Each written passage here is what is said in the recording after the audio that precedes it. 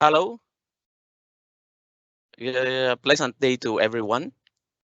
We are now going to start our virtual business opportunity seminar. Good morning to all those in Europe and good afternoon to all those here in this side of the world as mine in Manila. Welcome to this virtual business opportunity seminar that is organized by the Asian Development Bank together with NCE Maritime Cleantech and the Royal Norwegian Embassy in Manila. My name is Rodolfo Azanza. I'm the president of Norconsult Philippines, and I am your moderator today. Just a few reminders before we start.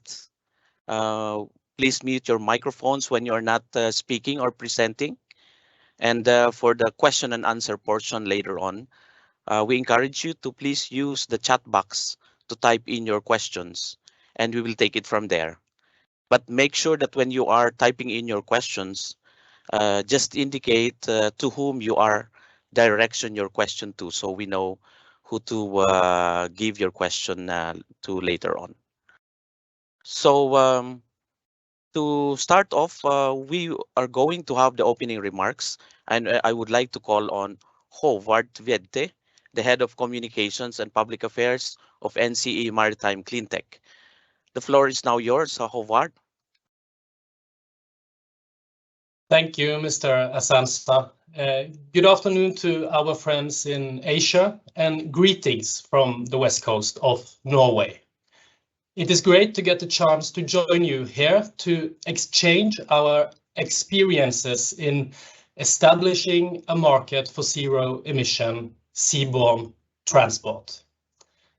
Decarbonizing shipping is, as we all know, a challenging global task, where our maritime industry need to collaborate to explore new ideas and solutions for the future. We've come a long way here in Norway in developing the solutions for battery electric vessels. Both zero-emission ferries, tourist ships, and now also high-speed crafts are proven in the market. Our technology innovators have also proven autonomous technologies for such vessels. It's no doubt that there should be great possibilities for a smart and green fleet in the urban transport systems around the world. I'm glad that the Royal Norwegian Embassy in the Philippines is connecting us around this topic of today's webinar. And we are really impressed by how the Asian Development Bank takes a leading position here and how they help realizing projects focusing on the electrification of the maritime sector in the Asia Pacific region. A great example is how Asian Development Bank is financing the electric ferry fleet for passenger transport in Bangkok, Thailand.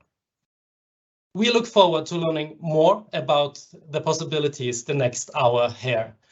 Hopefully, this will turn into further joint exploring of the greener business opportunities across our continents. The future's sea transport is zero emission.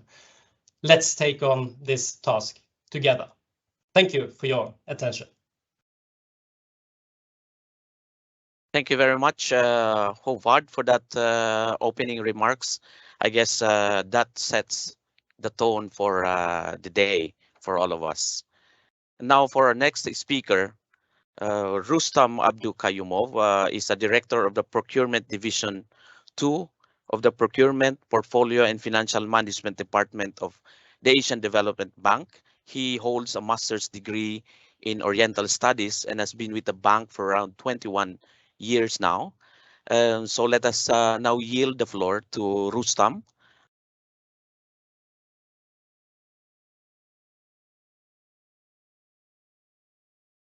Thank you so much, Rodolfo, for introduction, and good morning, good day, good afternoon to all our participants. It's really my pleasure to welcome you to this virtual business opportunities seminar. And of course, first of all, I would like to thank our host organizations, our colleagues who helped us to organize this event. There are our colleagues and partners from the Norwegian Embassy in Manila and NCE Maritime Cleantech. As you know, this is the third year that ADB conducts this kind of business opportunity seminars virtually. But this is mostly because of COVID pandemic, where we were not able to travel and we were not able to invite participants to Manila. But we introduced this virtual format, which was quite successful.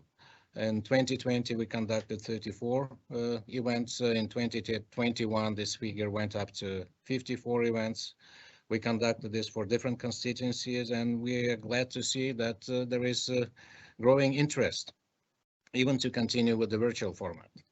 But maybe some of you who already had some relations with the ADB before, you remember that we used to have so-called business opportunities fair in Manila, which was quite a big event and attracted participants from around the globe. We hope to restore this event maybe from the next year, and we hope to see some of you in Manila. But for now, of course, we will continue our relationship, our coordination virtually. Just wanted to share with you some figures, just to put a context. Of course, I understand there are many representatives from engineering and consulting industries and other partners who are interested to work with ADB. So ADB provides annually about $200 million for consulting services that ADB administers. This means that ADB recruits consultants and manages these contracts. And we finance close to 3,000 contracts with individuals and about 250 contracts with firms. In addition to that, there are about $700 million spent annually by ADB borrowers for recruiting consultants.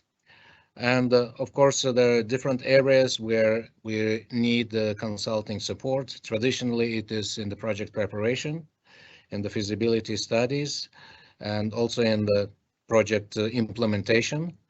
But now we see that borrowers are willing to prepare more complex projects, which require more innovative solutions.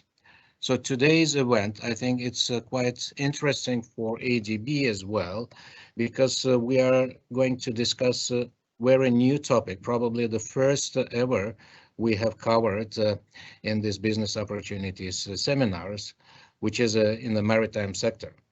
But we will, of course, present our opportunities in transport and energy sector, and also how we work in the PPP area.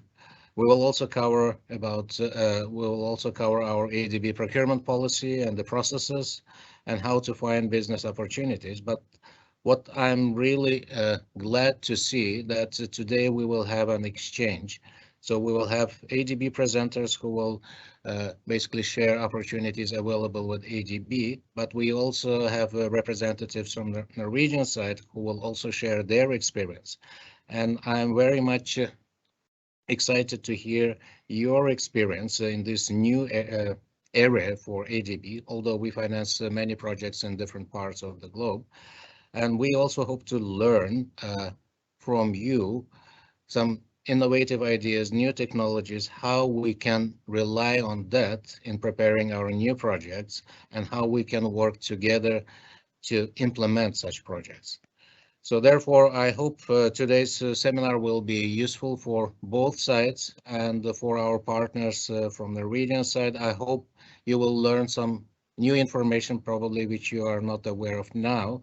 And I hope that will help you to have better understanding of how ADB works, but maybe even more importantly for all of you, it may help you to win contracts under ADB projects. So I'm wishing you successful deliberations, and thank you very much for your active participation. So I'll hand over to Rodolfo. Thank you. Thank you very much, Rustam, for that introduction. It's a good summary of what is in store for all of us in this event. Thank you for that. And now we go to the meat of the matter, or kind of like the central part of our event today. We will now have the ADB business opportunities presentation, specifically on the approach to e-mobility in the maritime sector. And we all know that electromobility is touted as the one that holds the key to sustainable transport. And it is with great hope that this would lead us to truly livable cities and give us a stronger position in our fight against climate change. So for this part, let us all welcome two speakers from ADB, Syed Hussein Haider, who is the Principal Transport Specialist in the Pacific Department. And I understand that Hussein is an engineer by profession and also an avid golfer. I hope your handicap is getting better, Hussein. And then we also have Len George, Principal Energy Specialist of the Pacific Department of the Asian Development Bank. And Len George comes in his previous life before ADB as a senior manager at PricewaterhouseCoopers. And I understand he is also an engineer by academic background. So let us welcome our ADB speakers, Hossein and Len. Thank you very much, Rodolfo. Let me share my screen so that we'll run through the presentation, what me and Len has prepared today.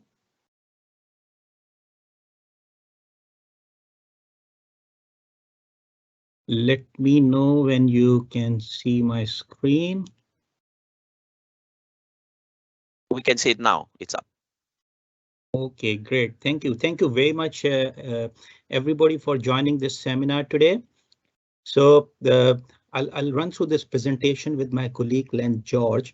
So as you have already mentioned, that Len is looking after the energy side and I'm looking after the transport side. So in ADB, actually, just to give you a little background on the ADB operational structure, that the people who are new to ADB over here may be helpful for them, is that we have 5 regional departments in Asian Development Bank over here and which is South Asia, Southeast Asia, we have Central West, we have East Asia, and we have Pacific. So me and my colleague Len George, who will be delivering the presentation today, are from the Pacific department and will touch our operations in Pacific countries in e-mobility. So now this map will give you a little bit more idea about the geographical spread of 14 countries, 14 member countries of Asian Development Bank in the Pacific region. As you can see, most of them have, in terms of these countries, like most of them have similar terrain and conditions, not very different from each other. All are islands. Just to give you the population perspective, that the Papua New Guinea, which is the largest island among all these 14 countries, it has a population of around 10 million, whereas the thinnest in terms of the population is Niue, which has a population of 1,600 only people.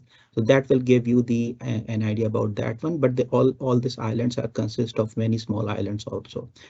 Most of the population in these countries, they live in the rural areas and in remote islands, which are connected through domestic shipping.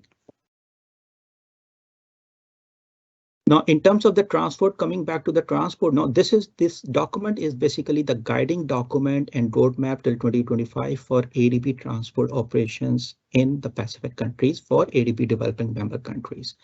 The principal objective of ADB support to its member countries is to prepare and respond to shocks, deliver sustainable services, and support inclusive economic growth. Now, ADB's partnership with the Pacific developing member countries, I mentioned all those 14 countries, is based on the intersection of the DMC's transport sector priorities. As you can see on top of this figure, you can see their transport roadmaps or strategies with ADB corporate strategy, which we call Strategy 2030. So the transport sector agenda, basically, in terms of moving on with this, is to build the resilience to the climate change, providing connectivity to the population in remote areas, promoting private sector growth, and promoting rural development. And ADB Pacific Transport Sector team is achieving this agenda through 6 pillars. And you can see the pillars. One is the connectivity, which is through maritime, roads, and aviation network. Then pillar 2 is developing livable cities. Pillar 3 is climate change and resilience. 4 is regional cooperation. 5th is private sector investment. And 6th pillar is the gender inclusiveness. So this is how we are delivering our transport sector projects in the Pacific member countries. Now, this chart will give you a little bit more broader idea about the level of the fuel imports in this Pacific developing member countries. As you can see, all this, the import of fossil fuel in Pacific is very high. As you can see here, the fossil fuel import is the transfer of this import and then transfer to the remote areas is also very challenging, and that also impact on the price of the fuel, which is available at a normal place. It's available at a much higher place in those remote islands also. And as you go more remote, the prices goes more high on that one. The import of fuel in this countries is primarily for the transportation and for power generation. As you can see over here in the slides, almost 2 billion in USD in 2022 for the fuel import. And and to take you more deep into this one, I will request my colleague Len to cover our future direction, that how we are moving towards that one. So I will hand over here to Len, who will cover the future direction. Thank you so much, Hussain, and a pleasure to be here with all of you. I've done a similar seminar some time back with William, so it's good to be part of setup here on this. So we're switching a little bit now to the energy side of things, and what will be interesting for a lot of you would be the fact that ADB has just updated its energy policy. So we have a new energy policy that was released about a year ago. I will just put that link out in the chat box.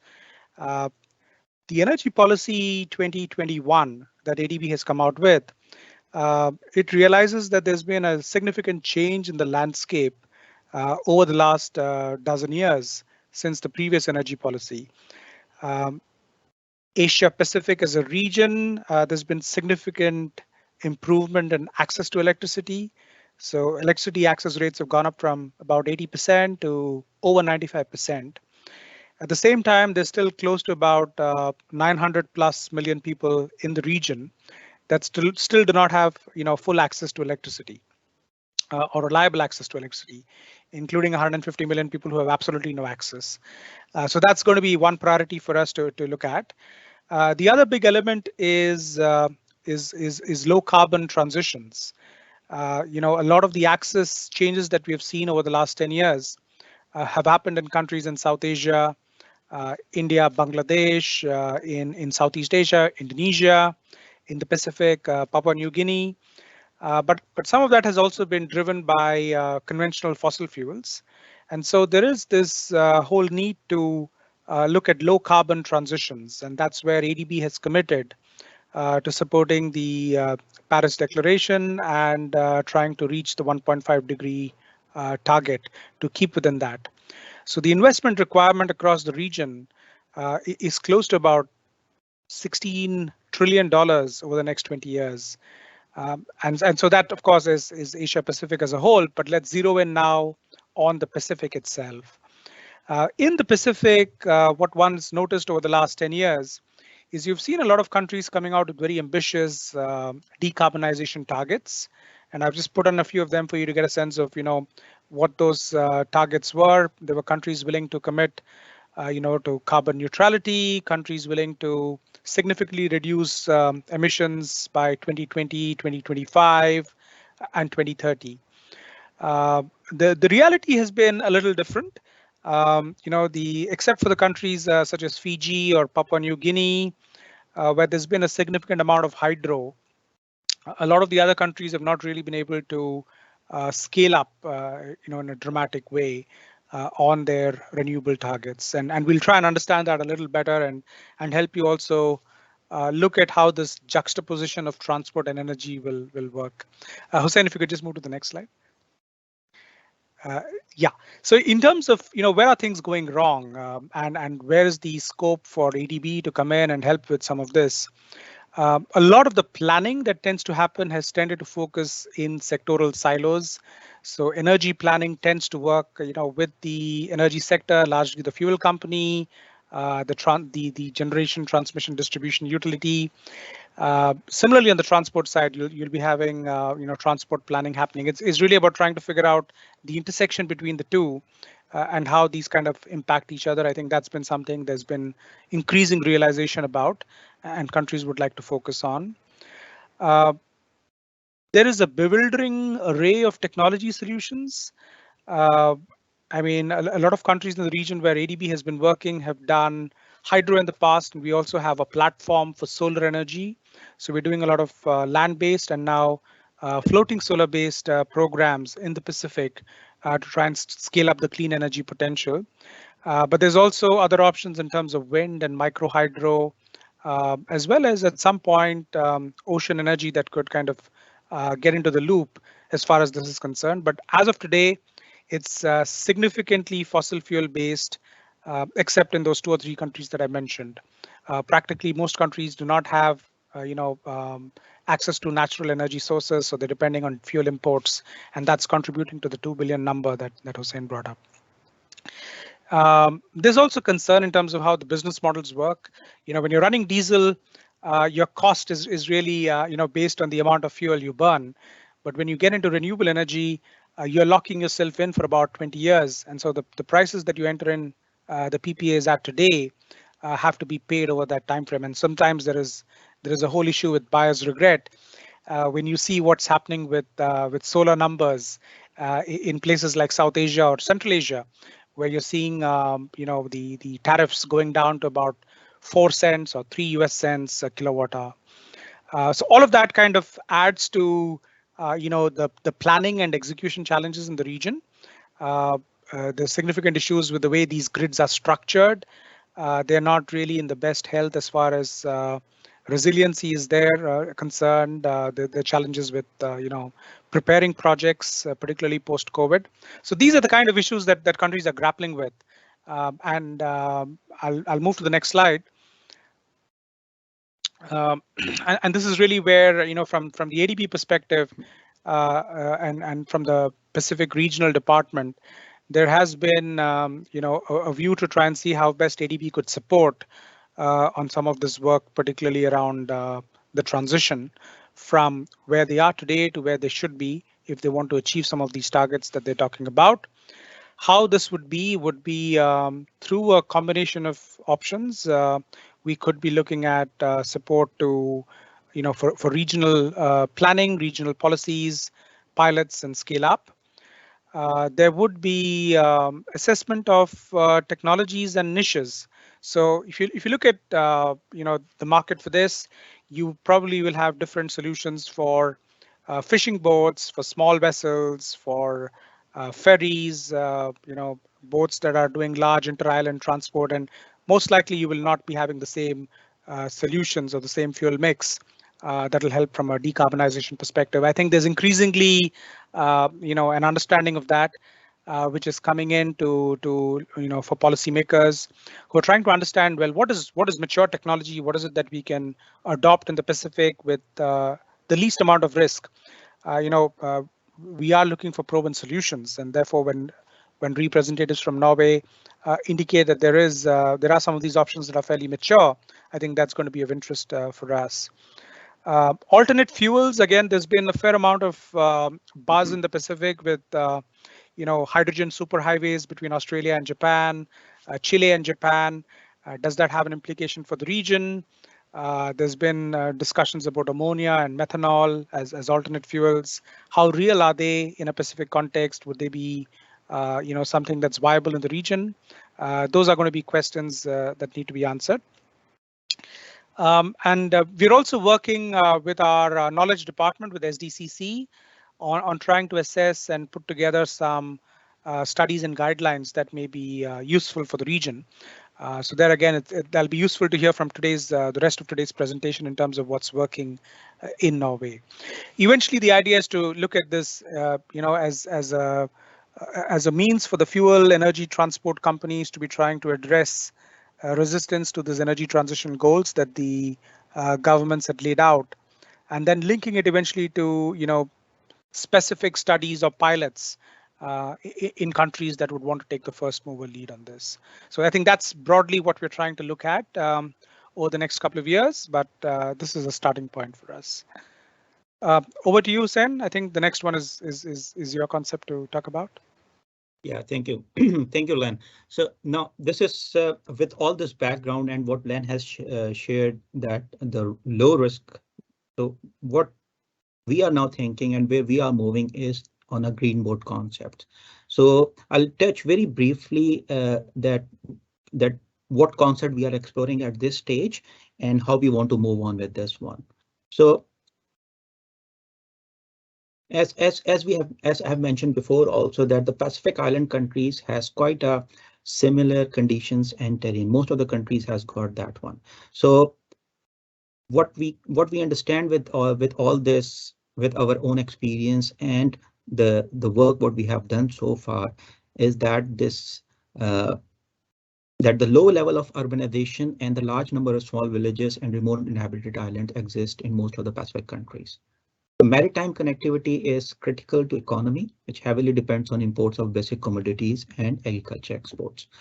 So we also understand that due to the remoteness, there are inefficiencies in the country's logistic systems, and the transportation cost of goods is relatively high as compared to other parts of the world. In most of the Pacific countries, or rather I would say in all the Pacific countries, the marine connectivity is the main means of transportation for domestic connectivity.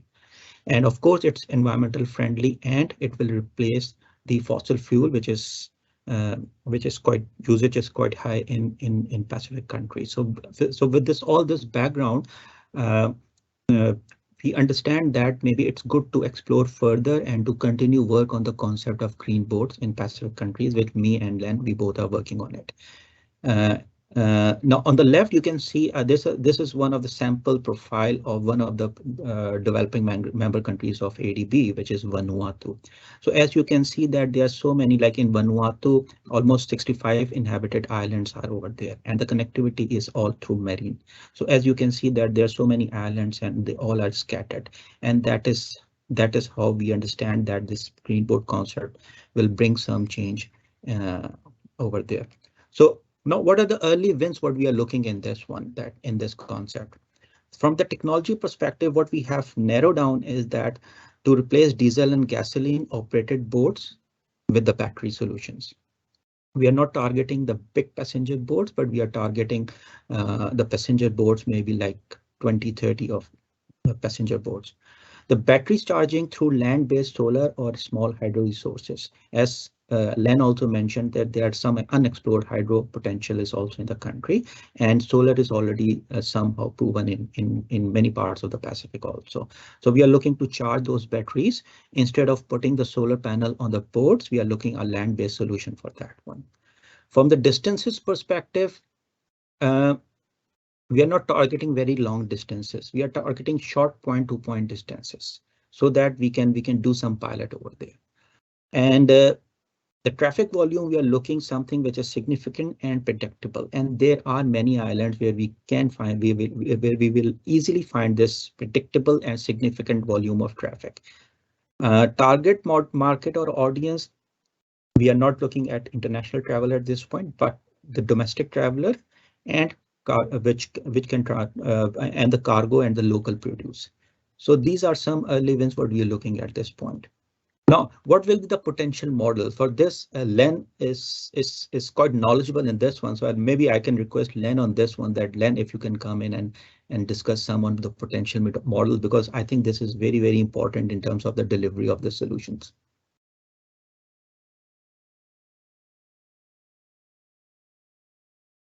Len, you're on mute.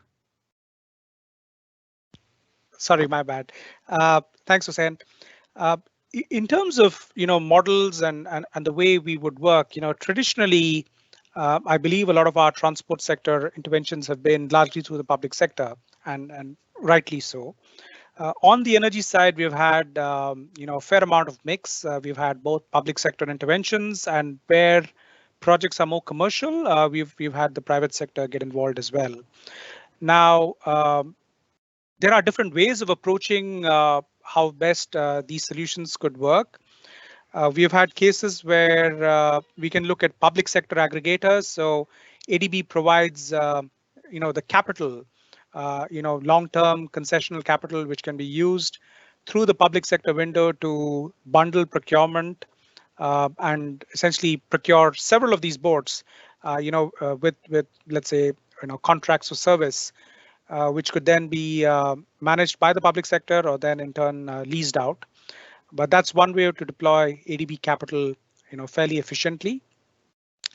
We've also had cases on, commercial routes, and there's a good example that's happening in Thailand now, where we have just got involved with the electric ferries on the Chao Phraya River. So that's a completely private sector transaction where ADB's private sector arm is provided a loan. In cases where the routes are not particularly commercial, there could also be some kind of a viability gap model. And there have also been, as part of the overall sector dialogue, we will be looking at how best could, governments which have set out ambitious targets provide needed incentives to be able to encourage private sector activity in this emerging area.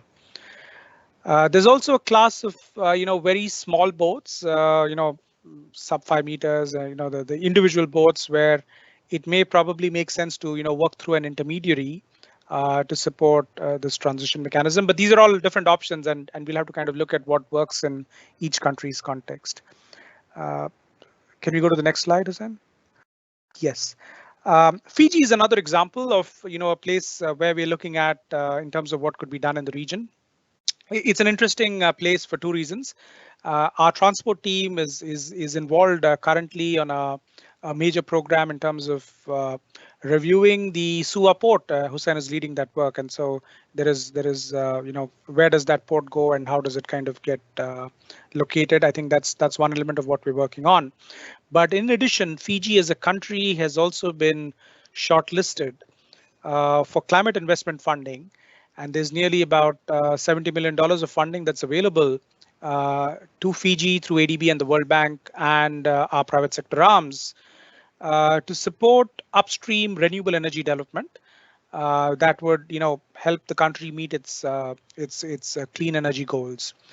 Fiji has put out a target very recently of trying to get to about a 40% decarbonization goal, in the transport sector by 2030, and so. There's a lot of interest in trying to understand how that could be achieved, and so there are initiatives happening on the land transport side. They've also been interested on what could be done on the maritime side of things.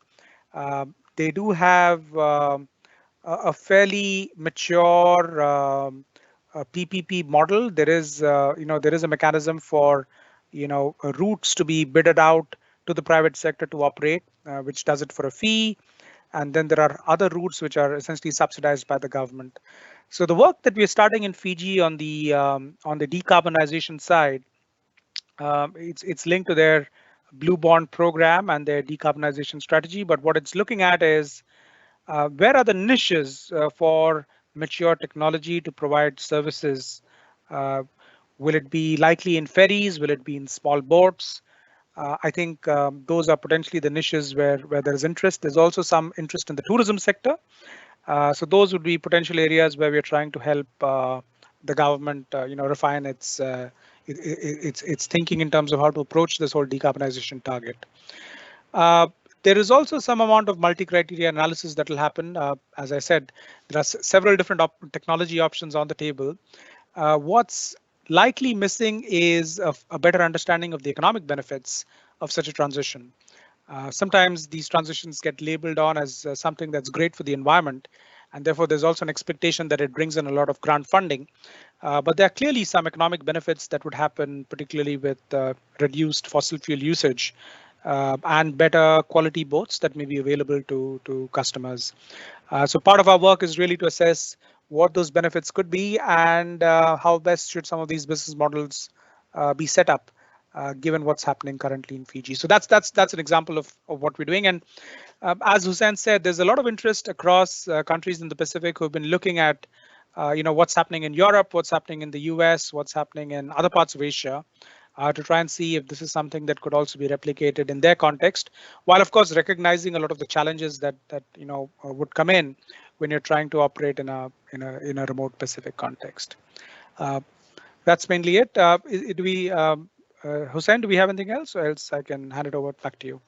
There, yeah, No, over to you. thanks, Len. So yeah, so in the last, actually, maybe I just give an broader activities on a bank-wide. This is our knowledge department, which is involved in promoting the e-mobility. This is on top of marine e-mobility. So this is we do have a working group on e-mobility, which is headed by our knowledge department, and me and Len, we both are part of that one also. So I know this is a very busy slide, so I will not go into the details of this slide, but just to give you an overview of that one, that what other e-mobility activities we are involved in, other than marine e-mobility, is that, as you can see typically in this diagram, that we are involved ADB wide. We are involved in the project financing, capacity development, technical assistance, and the project development also. Just to give you a few examples on the technical assistance on the regional, we have developing private sector sustainable transport opportunities in South Asia. Then on the project development side in Thailand, eSmart Bangkok, Mass Rapid Transit electric ferries project we do have. And then on the ADB venture side in India on e-mobility, there is something going with Euler Motors and Three Wheelers United. This is also the first with the light commercial vehicle for Euler Motors. I think that is for the last mile delivery connectivity, and the Three Wheelers is the electric rickshaw for that one. So this is some examples which I have given. So this is my last slide. In the overall in the e-mobility, I think this is what our experience is, that it's very important to consider few factors when we are doing some e-mobility project. So first is the environmental factor, which need to be considered. I think the second is the economic factor, the comparative capex and opex, because Asia Pacific is a very price sensitive market, so it's very important to see this one.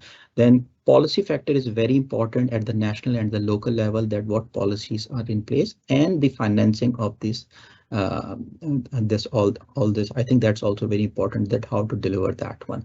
So that is these are the important factors to consider. So just to summarize on this e-mobility on this one, that I think the good thing is that when we did the first generation in the nationally determined contributions, the 11 DMCs having the e-mobility targets. Now on the second generation of NDCs, now there are 23 DMCs, which is almost 79% of ADB developing member countries have e-mobility targets, which is a great news. And we also did some work on that one, that 16 DMCs basically at this point they're offering financial benefits like some tax breaks, tariffs, tax exemption on EV loans and other, and then some non-financial benefits also, like in Pakistan they have a new auto industry policy which slashes the sales tax on EVs from 17% to 1%. And so there's a lot of work actually and interest what we have observed, which is going on in our member countries who are working on promoting EVs, and they are trying to adapt the EVs in their future plans. So strategically, I think what we can do at this point is that it's worth to focus on a highly emitting GHG vehicles, which could be the buses and the trucks, but also I think from the EV mobility perspective, not the marine perspective, I think it's also important to focus and electrifying the 2 to 3 wheelers, especially in the Southeast Asia, where they contribute to which is probably the largest market in Southeast Asia for that one.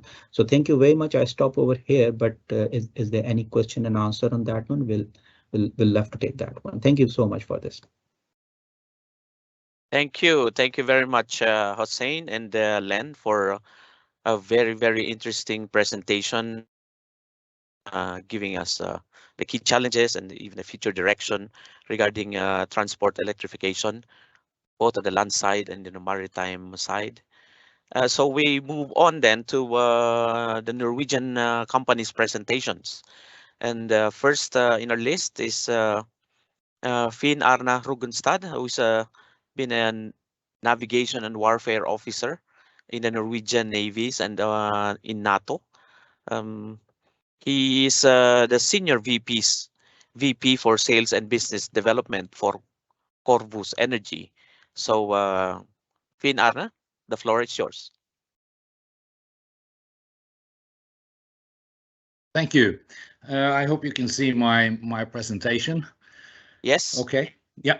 I will just present a little bit about one particular vessel today, but first, namely the Havila Casto, which is a new hybrid vessel operating on the Norwegian coast.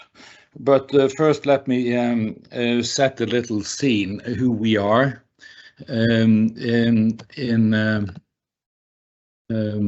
So Corvus Energy, we are the leading supplier of zero emission solutions. That means energy storage systems, batteries, and also we are now venturing into fuel cell and hydrogen. We are operating only in the marine sphere. We have about 600 projects under our belt,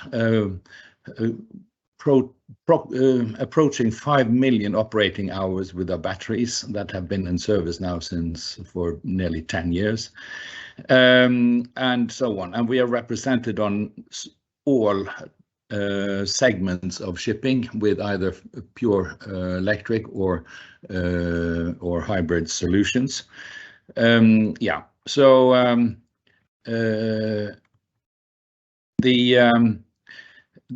one of these projects that I'd like to touch upon today is the Havila Kystruten, which is operating on the Norwegian fjord, on the Norwegian coast on a regular route together with the Hurtigruten. They decided to go hybrid because they want to go into the Norwegian heritage fjords, being able to do that with zero emission. And as these fjords are now becoming zero emission fjords from 2026. So that's already happened. They have been going into the Geiranger fjord purely on batteries in this area that is now going to be emission free. And that was quite an experience for everybody when they actually turned off every single diesel engine on board and sailed for up to 3 hours in this fjord. And passengers were astonished about the silence and that you could actually hear the waterfalls now in the fjord for the first time going on a big ship. So anyway, so this is a hybrid, plug-in hybrid system. Here you see the batteries that we are manufacturing in Bergen. We have about 6.1 megawatt hours of batteries on this vessel, and it's so far the largest battery pack installed on a passenger vessel. So it's a very energy efficient ship design, and it's also prepared for hydrogen down the road. So we see now that in hybrid operation, using a combination of natural gas and batteries, we are reducing CO2 with about 30% and NOx as much as 90%, mainly due to the LNG. In a zero emission operation, well, there is no emission. It's emission free, as I said. So up to 4 hours, this vessel can run purely electric. So yeah, our company, as I said, is based on marine knowledge. We only operate in this sphere, and we'd like to find also opportunities in the rest of the world, and very open for that. It doesn't have to be these big type of operations or type of vessels that I've showed here, but we also do batteries on very small fishing vessels and small passenger vessels. We have different type of batteries that will fit any operation. So we're Canadian. We're established in Canada in 2009, and the company gravitated towards Norway due to all the regulations and things happening in Norway with electric ferries and so on, and became a fully Norwegian-owned headquartered company a few years ago. And we are funded by energy companies like Shell and Equinor as our shareholders. So we'll be very happy to talk to anyone and help with projects that you think could be benefit from batteries or hydrogen.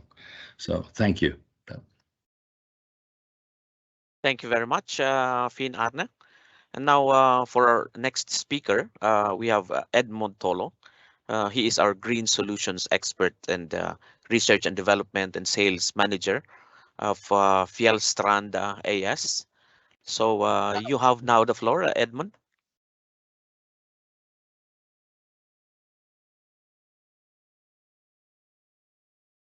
You're on mute, Edmund.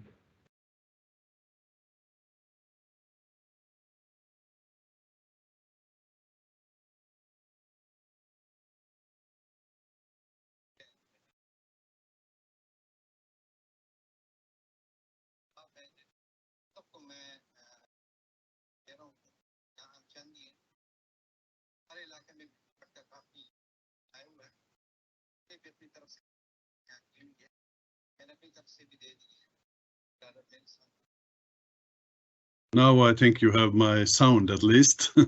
Yes. And then try to share once again the screen. Sorry about that. Getting a bit too eager. So I hope Your you can screen hear is me now now. visible.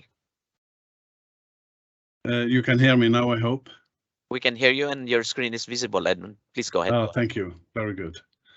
Well, I'll speak to you a bit about this last project we have now, the tram project, but I will also speak a bit about what we have been doing earlier on this type of battery electric ferries. So this is Fjellstrand today. We have a range of different ships that we design, engineer, and build at our yard in Norway. So we concentrate now on the windmill industry, where we have some larger SOVs and crew transfer vessels. But today we talk a bit about the ferries and the fast passenger vessels, which we operate on electric, on batteries only. We have a long history of ferries and fast ferries, and I think we have also delivered a range of vessels to the Asian region, and I think we have delivered fast ferries to more than 40 countries. Well, if we talk about the electric ferries, for Fjellstrand, this started actually back in 2010, when we started looking at the possibilities and made the conclusions that we could electrify about 50 ferries in Norway.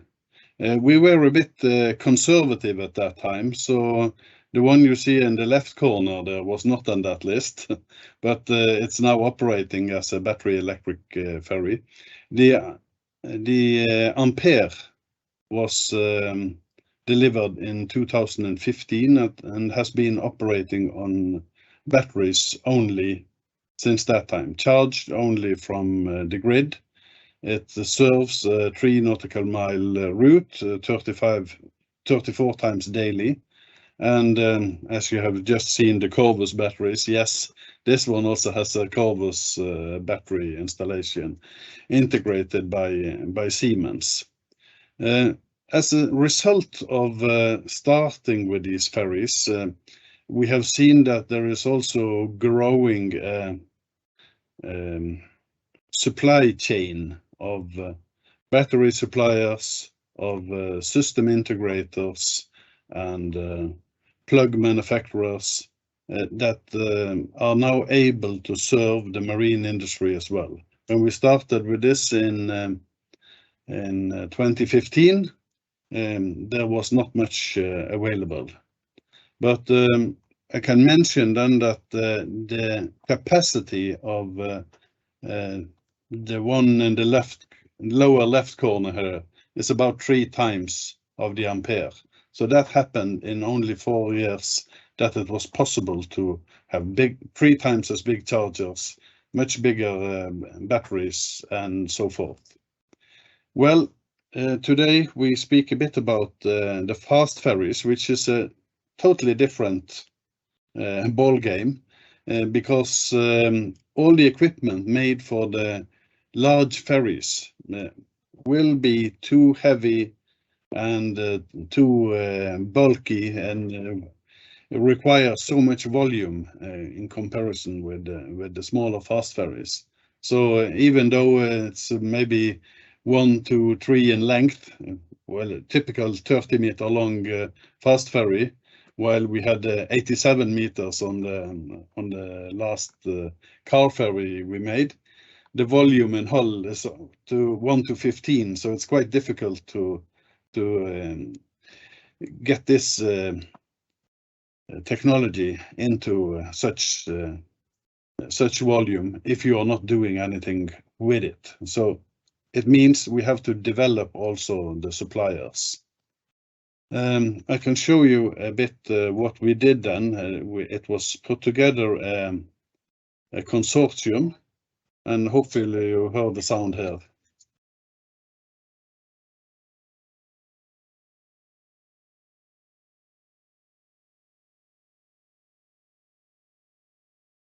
We do not hear the sound, Edmund. You cannot hear the sound? No, okay. But then I can speak a bit about it. You see, the project is not only on the battery itself, but it's also how you build it, because it's quite important that you build it in an efficient way, and we will also see that the vessels will not be exactly the same if they are battery driven as if they are diesel driven. The reason for that is that the weight of the batteries will cause an extra weight on the hull. So typically 150 passenger vessel would be 24 meters if it's a diesel driven vessel, while this one ended up as a 30-meter long vessel. But we have been working through where we have designed this vessel from bottom together with the 14 partners in this EU project. And we aim to have a range of different vessels available from this. So now the vessel is built. We achieved 27 knots. Of course, with the electric drive, it's very quiet, and it creates very little wake and resistance.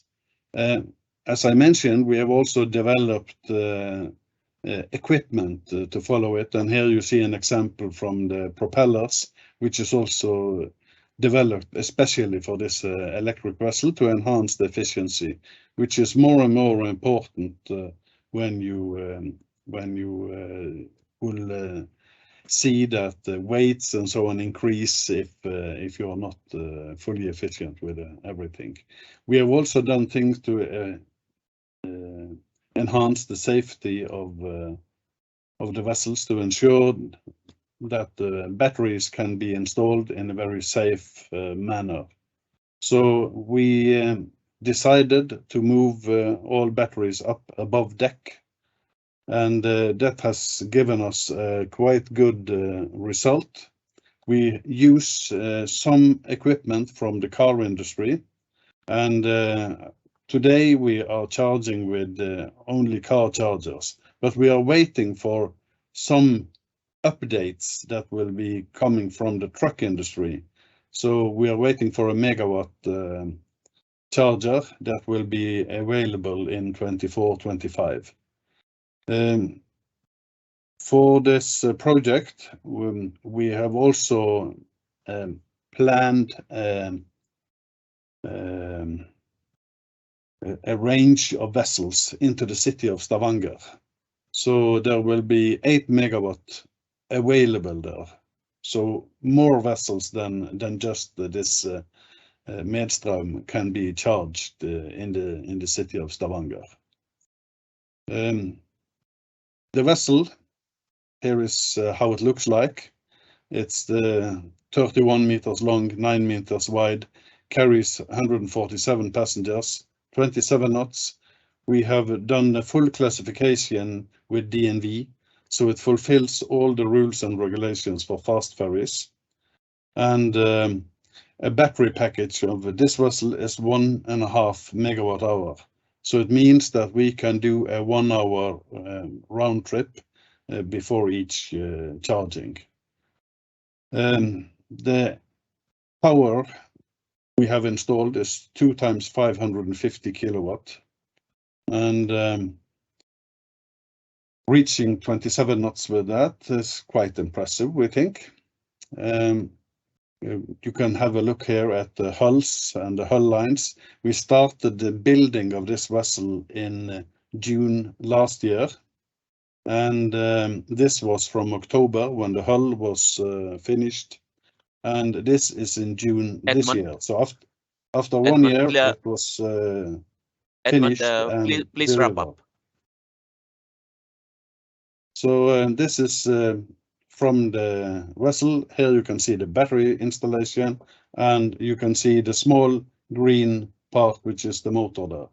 So actually starting the development from scratch has made a better result than changing just installing batteries on an existing one. So thank you. Thank you very much, Edmund. We just listened to 2 very interesting company presentations, proven solutions in the green shipping space.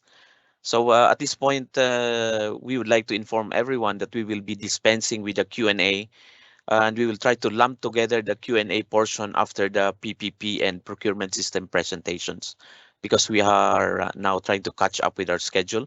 So we are now going to call upon Ichiro Aoki, the senior PPP specialist of ADB. He holds a bachelor's degree in economics and an MBA from Kellogg School of Management in Illinois, USA. So Ichiro, please go ahead. Thank you, Rodolfo. Let me show my presentation. Hold on. Interesting. I cannot do that. Someone is still presenting slides on the screen, or sorry. Let me try that again.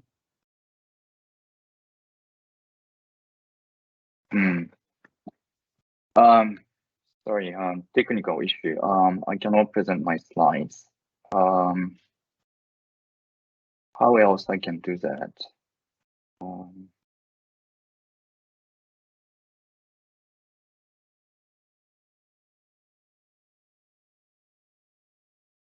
If I share my entire screen, does it work?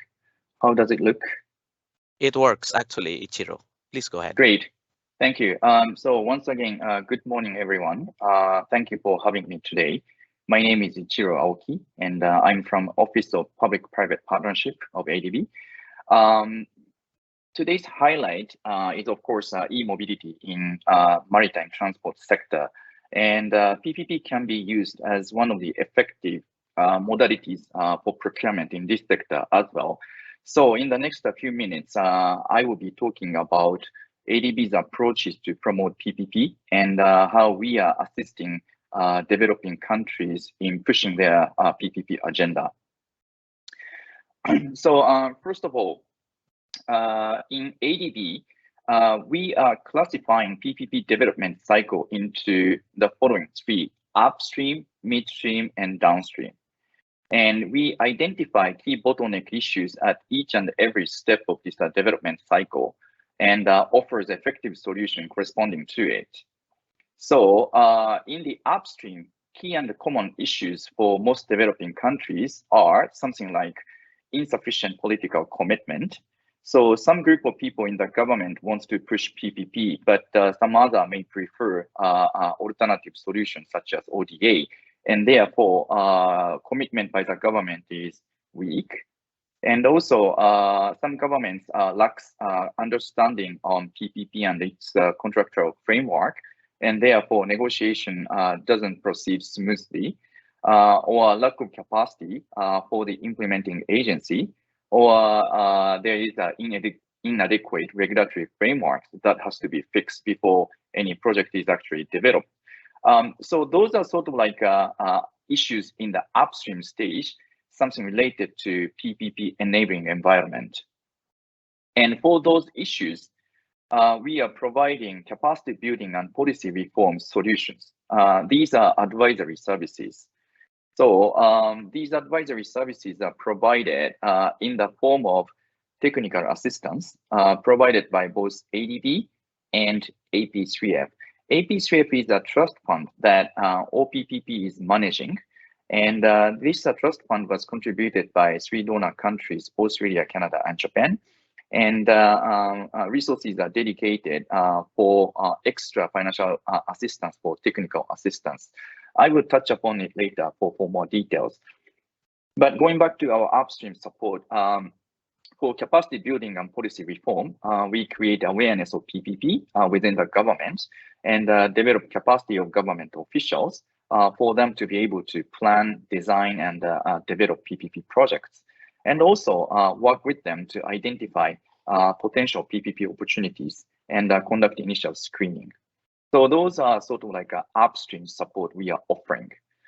In the midstream stage, once those enabling environment has been established, now is the time to identify and develop actual tangible PPP project.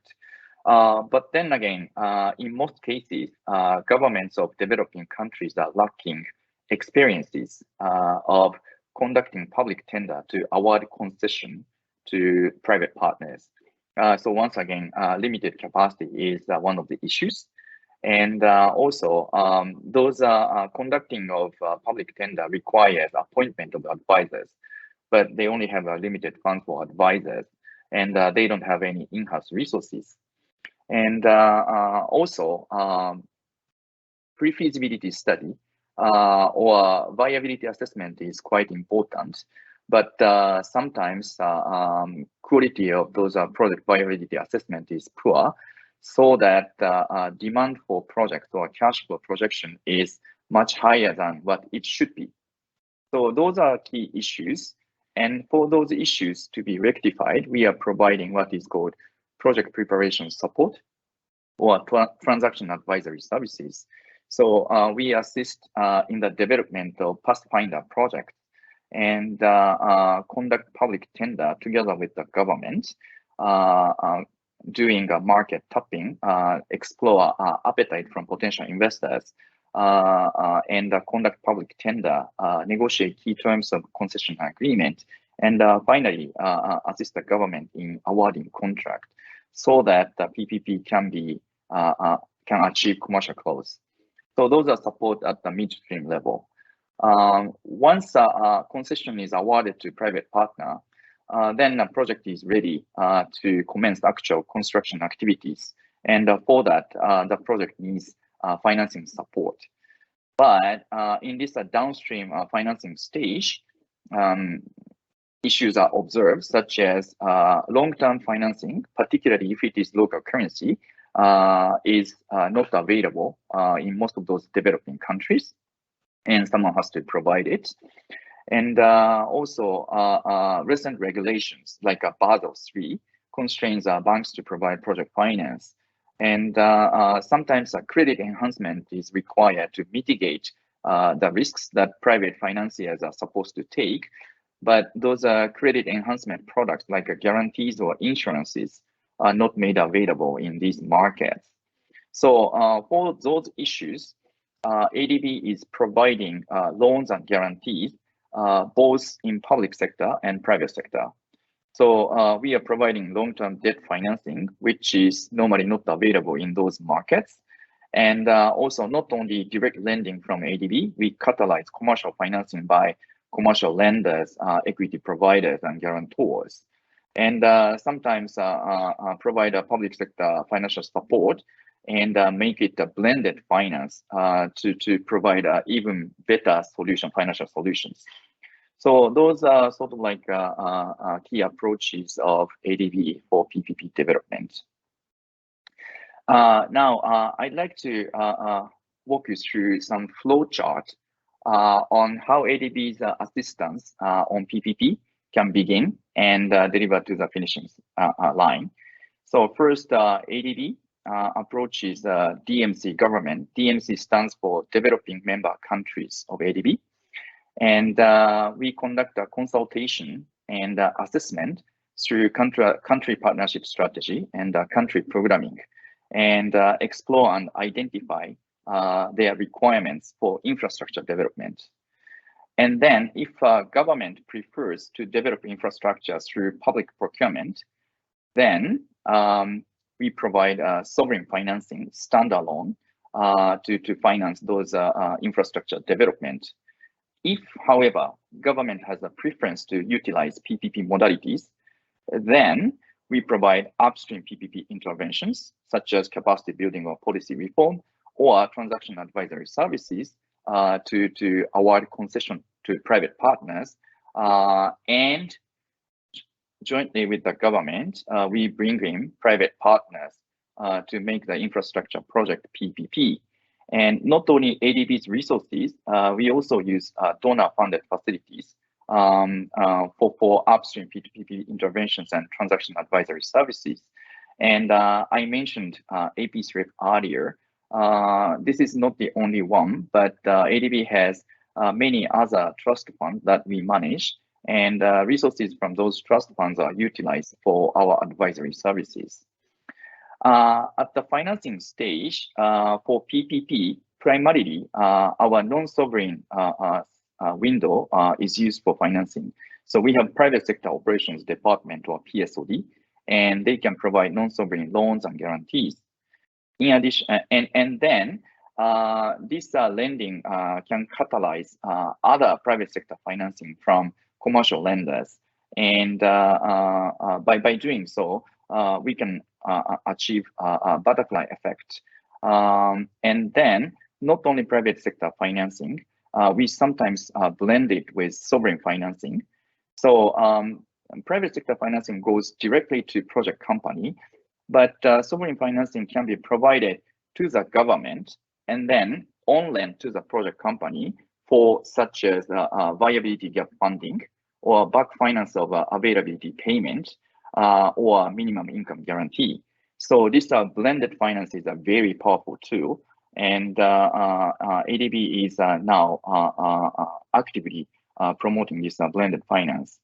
And then in some cases, local government also take part in this financing through the on-lending program. So ADB has a financial intermediary operations where we provide direct lending to local financial institutions, and those financial institutions provide on-lending to project company or PPP projects. So those are the rough workflow. Now, I'd like to talk a bit about ADB's TA, AP3's TA, and task mandate.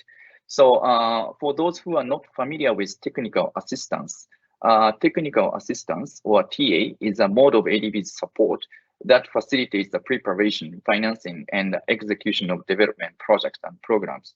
So this TA is, in summary, help the government in doing preparatory work before the actual development of project. So in the case of ADB's TA, first there is a client, a DMC government, and ADB, and we sign TA agreement. And then thereafter, ADB procures consultants who in turn provide advisory service to the client. And then ADB uses its own fund, technical assistance special fund, to pay the fees to consultants. So this is a rough structure of ADB's TA. In the case of AP3F, instead of ADB the trust fund, AP3F provides financing resources to this TA, and payment of fee is made by AP3F, not by ADB. And then when it is formulated as transaction advisory services, not only consultants, but ADB staff joins as a part of transaction advisory service team, and ADB staff is directly engaged by the client government as the advisor. And we also appoint consultants to rely on their technical expertise, but primarily it is ADB staff who provide advisory services. This is transaction advisory services. So those are sort of like three major instruments for ADB's advisory services. I'd like to mention a bit about ADB's value addition as a PPP advisor. First of all, we have the ability to structure and advise a Pathfinder project. So the first of its kind project has a bit of risky aspects, elements. Commercial parties do not want to touch upon it, but ADB as a developing multilateral development bank can assist the government in advising this Pathfinder project and create investors' confidence. Also, through understanding on the strategic priorities and the needs of each country, underpinned by the long-term engagement and relationship with the government. So ADB has long-standing good relationship with each government. So we have a thorough and a deep understanding on their strategic priorities, and we can customize PPP approaches depending on their specific requirements. And then something similar to it is a deep insight into the country's PPP landscape, including legal and regulatory framework. So without those understanding on the current state of affairs or PPP landscape, it is hardly possible to provide effective advice. And this is one of the value addition of ADB. Also, ADB as a lender has participated in a lot of PPP projects. And based on those experiences, we have developed familiarity and knowledge on key commercial requirements of project finance banks in this region, so that we can reflect those key requirements into PPP agreements, both project agreements and finance agreements, and structure sound and commercially feasible projects. And lastly, assurance on the transparency, fairness, and the governance in the bid process and reduce political risks. Thereby, we are providing equal opportunities to everyone. I'd like to, this is the last slide. I'd like to briefly touch upon how we can work together with our private partners. So these are business opportunities in PPP projects. At the upstream level, we normally appoint consultants to be a part of ADB's TA or AP3F TA. So we need to work with technical experts, legal experts, financial modeler, and environmental and social safeguard consultants. So those are a type of experts we engage, appoint for the upstream support. At the midstream level, same type of experts are required as we engage consultants for our transaction advisory services. But also, we need private investors as a bidder of public tender for the award of concession. Bid proposal from those potential investors are welcome, and that's another opportunities for private partners. At the downstream level, we of course need the lenders to the project. Those are commercial banks, and we still need the consultants to conduct due diligence for the project. And then we need someone to develop the project as the EPC contractor, and someone who can operate and manage the project after completion as the O&M contractors. So those are key business opportunities in ADB's PPP operations.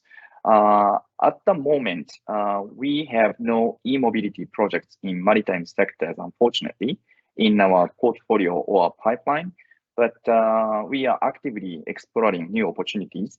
So your proposals are quite welcome, and we are looking forward to the opportunities to work with you together in the near future. So that's the end of my presentation. Thank you very much.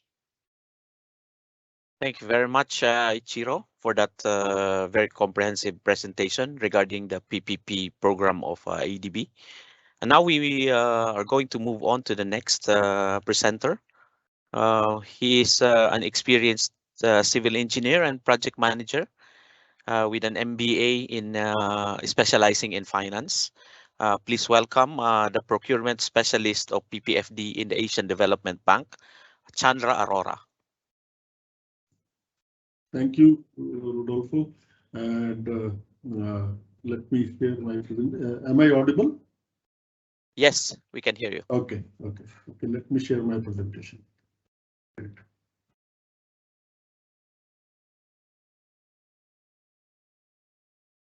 My presentation is visible?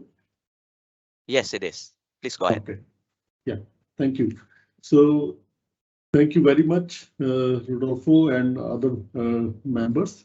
I'm Chandra Mohan Arora, procurement specialist from ADB's Procurement Portfolio and Financial Management Department, PPFD.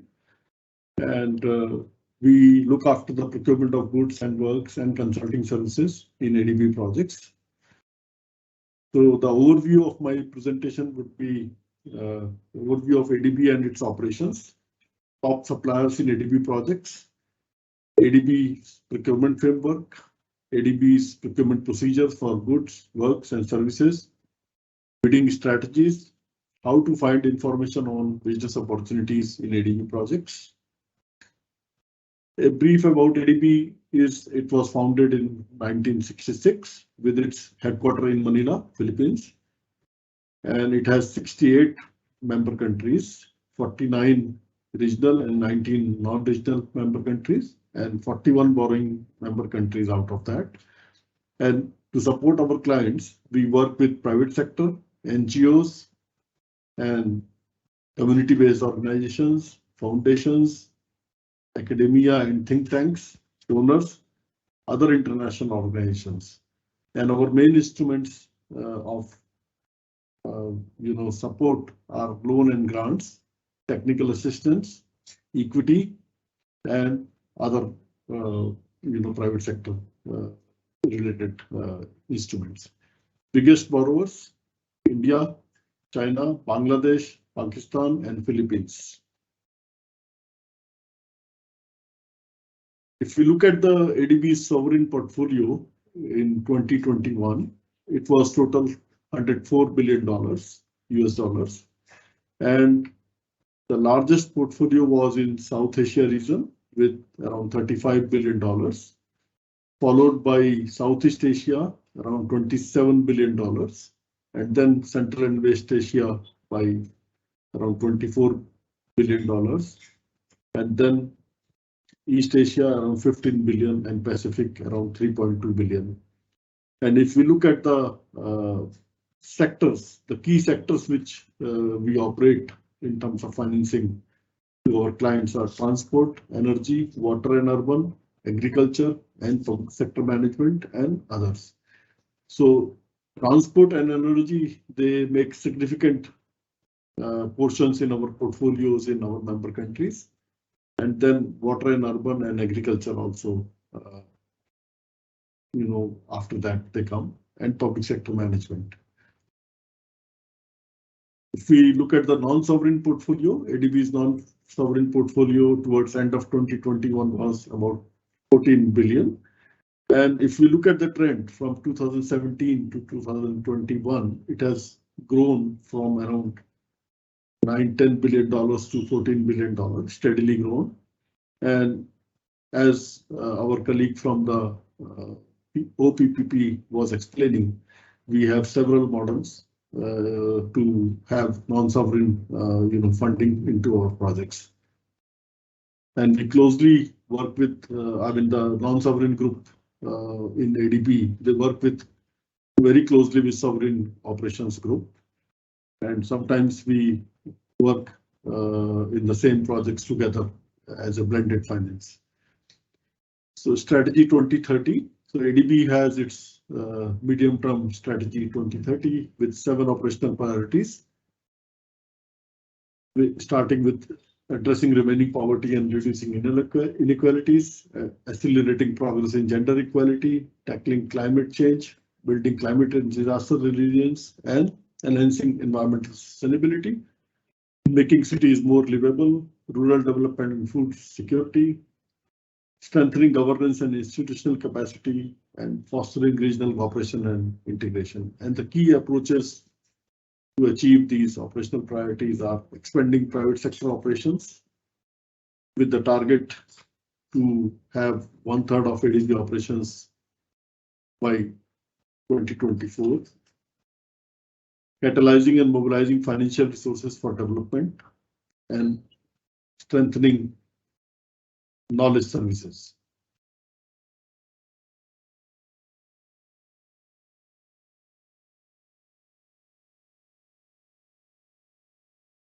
Now, what kind of business opportunities we have in ADB and how do we manage procurement of those business opportunities?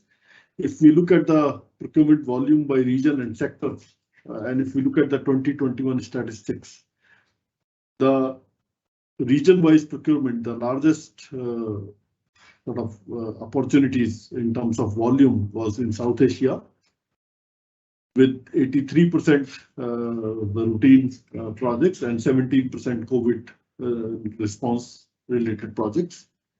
And then followed by Central and West Asia, $2.1 billion procurement opportunities, and then $1.9 billion opportunities in Southeast Asia and $1.4 billion in East Asia, and Pacific around $0.2 billion. If you look at the procurement volume by type of contracts which we entered into, it was dominated by the works contracts. The total procurement volume was around $10.7 billion with around 7,000 contracts. And it was dominated by the works contracts, around 7 billion out of 10.6 with 1,300 contracts. And followed by goods, around $2.5 billion with around 900 contracts. And then consulting services, around $700 million with around 3,500 contracts. And other related services like non-consulting services or other miscellaneous type of services, around $550 million with 853 contracts. And if you look at the top suppliers by the member countries, we have categorized this particular part of my slide is categorized into 3 categories: goods, consulting services, and works. So if we look at the trend in the goods procurement, the largest supplier in 2021 was PRC, China. Second was Bangladesh, Philippines, followed by India and Denmark. And then if you look at the consulting services, suppliers in 2021, it was top supplier was India, then Indonesia, Japan, France, and Australia. And if you look at the works, again, the top supplier of the works contract was India, followed by People's Republic of China, Vietnam, Pakistan, and Indonesia. So if you look at these different categories of procurement, different ranking in terms of member countries. If we look at the top suppliers by the amount, so for the goods, for the last 4 years, 2018 to 21, the United Nations Children Education Fund, UNICEF, secured 10 contracts with $836 million. Sinovac Life Sciences secured 9 contracts, $685 million. BEML Limited, which is an Indian company, they secured 3 contracts with around $680 million. And Tibia Company Limited, $258 million, 6 contracts. And China National Technical Import and Export, they secured 3 contracts with $212 million. If you look at the top 2, UNICEF and Sinovac, basically they were the vaccine suppliers in our projects in 2021 and 2020. And these were the COVID vaccines. This was the reason they were able to secure the buyers. If we look at the top supplier of works from 2018 to 21, Larsen & Toubro, an Indian company, they were able to secure 41 contracts with around $1.5 billion. Siemens, again, the German company, secured 13 contracts with $665 million. China Railway, they secured 20 contracts, around $600 million. And NCC Limited, an Indian company, they secured 30 contracts, $595 million. And Asiona Construction Philippines, they secured 3 contracts with $538 million. So these were the top 5 work suppliers. If we look at the top 5 consulting services, consulting firms who secured contracts, Aegis International secured 34 contracts, around $110 million. TY Lin International, they secured contracts worth $63 million. Arup and Partners, they secured 9 contracts with $59 million. Korea Consultants International, they secured $54 million worth of contracts, and CTI Engineering, $45 million. And if we look at the top suppliers or contractors from Norway who secured contracts, Visim AS Limited in the transport sector, they were able to secure contracts worth $7.7 billion. If we look at the consulting contracts, the trend, the top 5 consultants from Norway who were able to secure contracts in the last 2017 to December 21, Microconsult ASA in energy sector, they were able to secure $1.76 million contracts. Norway Registers Development in the financial sector, they were able to secure $1.6 million. Norconsult, they were able to secure contracts in water and urban municipal infrastructure services, $0.58 million. And Norwegian Refugee Council, in the public sector management, they were able to secure $0.54 million and few other individual contracts around $1 million. So total $5.42 million. Why pursue ADB finance contracts? There are a couple of reasons which we can give. Gateway to the new opportunities in fast-growing emerging economies across multiple sectors. Lot of opportunities in these emerging economies.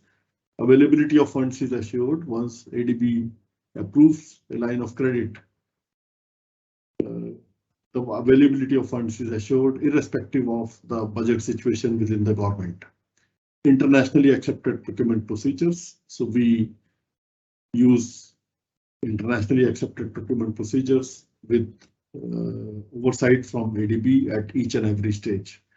Then risks related to transparency, fairness, and integrity of procurement processes mitigated through ADB oversight. If we look at the project cycle of ADB, at what stage various contractors and consultants are engaged.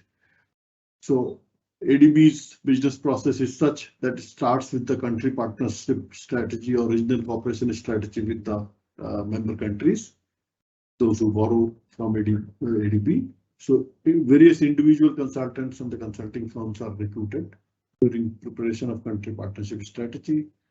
Then when we prepare the concept papers, at the time also we recruit individual consultants. When we prepare the projects in terms of feasibility study, technical assistance, and loan processing, a lot of consulting firms and individuals also contribute to that process. And then the project is approved. During implementation, we recruit a lot of consultants and suppliers and contractors to deliver the projects. And then during evaluation, post implementation, after the project is completed, we recruit a lot of individual consultants and the consulting firms to do the evaluation work, to find out what were the lessons learned and to incorporate it in our future projects. Type of business opportunities in ADB projects. We have opportunities in supply of goods. These include machinery, equipment, computers, furnitures, or vehicles, any type of goods. depending upon the requirement of the project. We have a lot of civil works contract, basically the construction works, roads, railway lines, bridges, irrigation canals, schools, pumping stations, water treatment plants, heating plants, airports, all type of construction works are there in our infrastructure projects, and those business opportunities are available on our websites. Consulting services, our projects need project management consultants, construction supervision consultants, project preparation and implementation consultants. We need consultants for preparing knowledge products. We recruit staff consultants, and we also have non-consulting services. ADB recently came up with its new procurement policy and the new procurement framework in 2017. And previously we had two separate policies for procurement and consulting services, but now we have a document called Procurement Regulation for ADB borrowers, which includes the regulations for procurement of goods, works, services, and non-consulting services. And we have the policy document, which provides the core procurement principles. So when we talk about ADB's core procurement principles, we have fairness, economy, efficiency, transparency, quality, and value for money. These are the 6 core procurement principles we have in our procurement whenever we do, or whenever we exercise oversight on the procurement conducted by our borrowers. Roles and responsibilities. In our projects, the borrower or the executing or implementing agencies are responsible to procure most of the goods, works, and services. ADB also procures some of its services and goods itself to support its borrowers through technical assistance grants and staff consulting contracts. ADB exercises the oversight on the procurement activities conducted by the executing agencies to ensure compliance with ADB's procurement policy and procurement regulations. Open competitive bidding is the most preferred by default option unless there is a strong justification to use any other procurement method. Technical and financial proposals, which are sealed as part of the bid, are the integral part of the ADB procedures as for the bidding submissions. We have a range of standard bidding documents available for different type of procurements. We have standard bidding documents for pre-qualification, for goods, standard bidding documents for the works, large and small contracts, standard bidding documents for the plant, design, supply, and install, basically the turnkey contracts, standard bidding documents for the IT products, DBO, design, build, and operate, especially in water sector and transport. We have request for quotations, goods and works. We have consulting services, standard request for proposals. We have non-consulting services, standard documents. ADB also has anti-corruption policy and its guidelines. They apply to executing and implementing agencies, contractors, consultants, suppliers, ADB staff, and anyone connected to an ADB finance administered or supported activity in our projects. And we expect all the stakeholders in ADB's procurement process to observe highest ethical standards, and ADB follows the zero tolerance policy when it comes to anti-corruption. Now, there are a couple of slides on the consulting services, and then I'll move on to the procurement of goods and works because these are two separate areas. Broadly, principles are same, but there are some differences how we procure them. So, type of consultants. ADB procures consulting firms, individual consultants for its own use in technical assistance or for the use of implementing or executing agencies for the projects funded by ADB in loans and grants. And ADB also uses staff consulting services to supplement its staff resources. And recruitment can be at a national level or international level, depending upon the requirements. Internationals may be for any ADB member country. Firm is national if legally incorporated in developing member country, and individual is national if it's a citizen of developing member country of ADB. The key procurement methods to recruit consulting firms are quality and cost-based selection, quality-based selection, consultant qualifications selection, fixed budget selection, least cost selection, and direct contracting. But by default, ADB uses quality and cost-based selection method, and unless there is a strong justification to use any of the remaining methods. And in quality and cost-based selection, the firms are required to submit sealed technical and financial proposals, and a weightage is assigned to the technical and financial evaluation. General points to approach ADB consulting contracts. Those who are interested, they need to identify suitable entry points and look to build expertise in the areas which ADB require consultants. Consider individual consulting opportunities. Know your client and their expectations. Understand the context of the projects and the country and background. Leverage experience with similar institutions. Identify JV partners, associates who may add value for the clients. Understand cost of doing business. For example, taxes or what kind of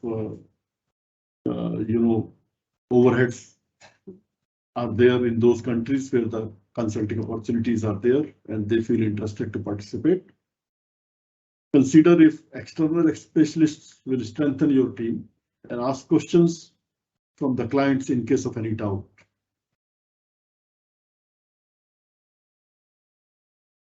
For goods and works, ADB also has a range of procurement methods. These are open competitive bidding, limited competitive bidding, the request for quotations, framework agreements. They are used for mostly consulting services, electronic reverse auctions, direct contracting, force account, procurement from specialized agencies like UN agencies or other agencies which are having expertise in certain type of procurement. For example, UN agencies which have exposure in health or vaccine kind of procurement. We used them extensively during the COVID outbreak in 2020 and 2021. Procurement in fragile and conflict affected and emergency situations.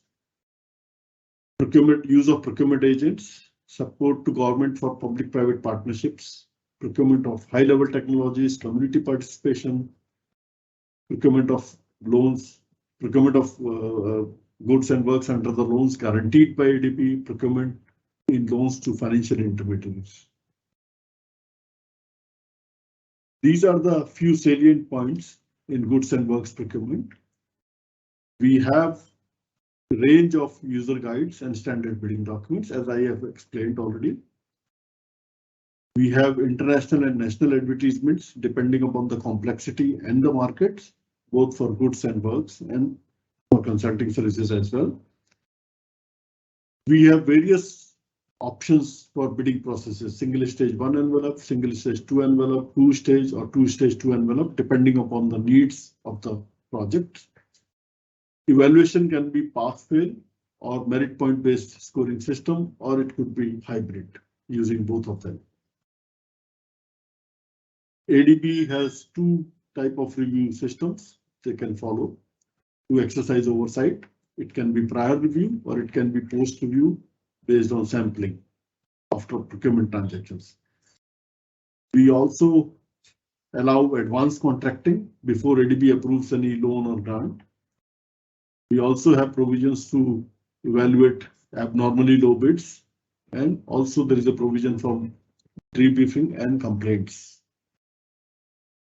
Common mistakes when the suppliers or the contractors submit a bid for any procurement being carried out under ADB projects. Bids not signed or bids signed by a person who is not authorized signatory. It is quite commonly observed. So this is something which the suppliers or the contractors need to keep in mind when they submit or prepare their bids. Bid validity lower than the required period specified in the bidding documents. Absence of bid security or the bid security declaration if it was required in the bidding documents. Failure to submit the signed letter of bid. Insufficient amount of bid security or incorrect validity period. Lack of supporting documents in bid submission. For example, if the bidder is proposing to execute the contracts through joint venture, so joint venture agreement is required. For evaluating the financial soundness of the bidders, audited financial statements are required to be submitted with the bid. To verify the past experience in similar contracts, past performance certificates are required to be attached with the bid. But sometimes if there are minor omissions through clarifications, the executing or implementing agencies, they can request bidders to clarify or submit those omissions. But if there are major omissions, the bid can be rejected. Incomplete bids or the partial bids. Absence of test reports if required as per the bidding documents, especially in power sector, for example, like transport or various battery energy storage systems or grid related aspects. Test reports are required. Conflict of interest if it is not disclosed, but it was found during evaluation, the bidder is in conflict of interest, then it would be a cause for disqualification. Inclusion of financial proposal with technical proposal, where bid conditions required them to be separated, to be sealed in separate envelopes. If the bidder submits together, that can also be a ground for rejection. Debriefing and complaints. Unsuccessful bidders may request debriefing from procuring entity. It may be executing agency or ADB. If they are not satisfied with the explanation given, they may submit a complaint. Debriefings are an excellent learning opportunity to find out what were the weaknesses in their bids or bid submissions and then prepare for the future bids and improve upon them. Complaints, the bidder may file complaint directly with ADB or may copy ADB on correspondences with executing agencies.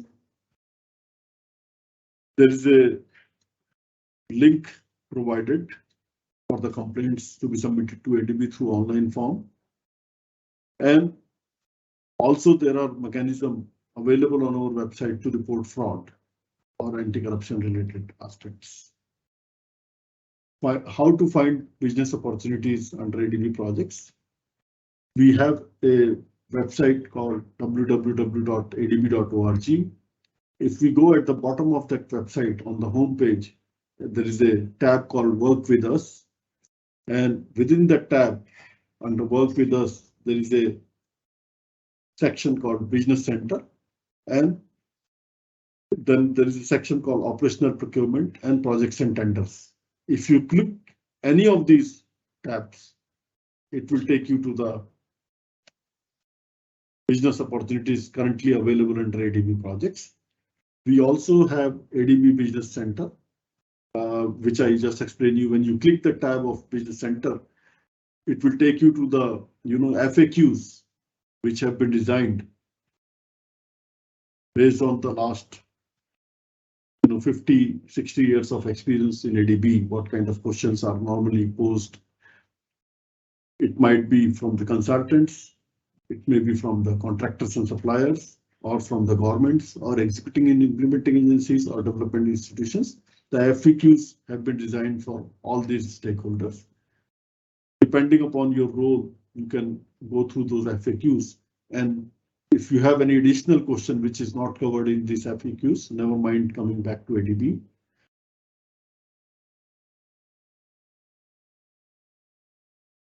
And within that Business Center tab, you will find there are two separate tabs for operational procurement and projects and tenders.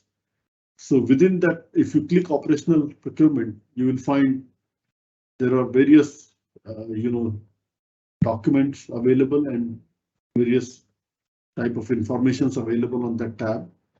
If you want to go to the procurement plan of a particular project in a particular country, the filters are available. You can apply those filters. You can narrow down your search. If you want to participate in a project which is going for an advanced procurement action, which is not yet approved by ADB. So advanced action is a separate tab. If you look at this advanced action, so you can click that advanced action. And if you want to know who are the pre-qualified contractors in ADB projects, whom you can associate, either you want to supply them material or any other thing. So those list of pre-qualified contractors are also available on our website. Information on awarded contracts is also available on the ADB website and on various bidding procedures.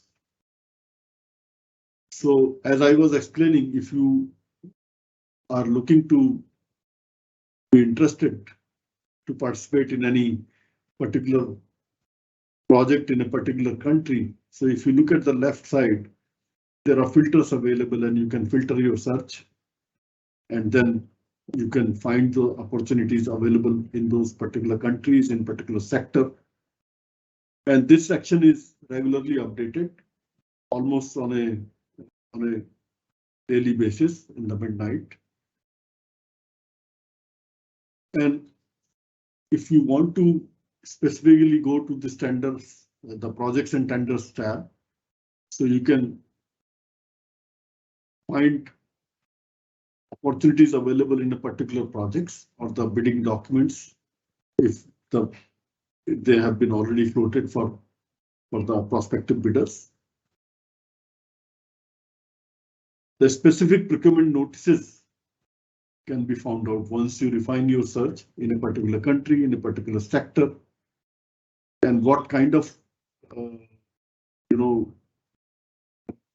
document you are looking for. It can be invitation for bid, it can be invitation for pre-qualification, or it can be the consulting services opportunity. So you can find all the specific procurement notices, and once you reach to any particular specific procurement notice, the brief qualification criteria is also mentioned in these procurement notices. So you can go through that brief qualification criteria and you can find out whether you fit into that profile, and then you can contact the executing agency for the bidding document. We also have the mechanism on our website for registering for the alerts. If you could specify your preferred areas or the sectors and the preferred expertise where you operate as the consultant or the contractor or the supplier, and if you could subscribe to these alert services, which is free of cost, if any opportunity comes in your preferred area, you will get email alerts. And this is a very, very, wonderful feature in our website. You can always subscribe to it. And so that even if you are not going through our website on a regularly basis, if there is any opportunity in your preferred area as a contractor or the consultants, you will get email alerts.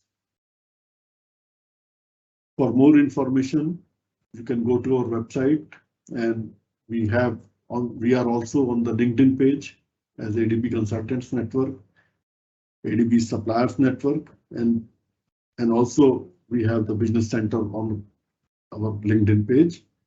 And if you go to our website, www.adb.org, in the Business Center section, you will find all the information, all the standard bidding documents, all the business opportunities which are available to be for the prospective consultants or the contractors to submit the bid.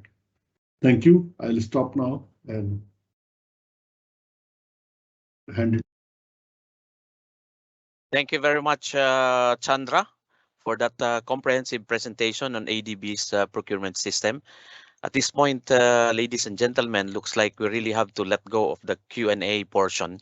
So as we have run out of time, and some of you need to move on to your next meetings. But just to say that if there are questions, you may contact directly the speakers or the presenters or the host organization for this event, and we will come back to you. So thank you everyone for your wonderful presentations and participation to this event, and thank you for the organizing team. We wish you a pleasant day ahead. Cheers, everyone. Thank you.